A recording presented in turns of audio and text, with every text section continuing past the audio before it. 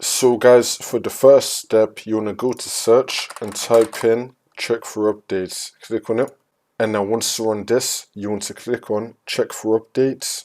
Make sure that your computer is fully up to date. For the next step, you want to go to search and type in services. Click on it. And now once you're on this, you want to click on any service one time and then click on P on your keyboard. You want to find print spooler. Double click on it. You want to make the startup type automatic and then click on start, which will now make the server status running, and then click on OK.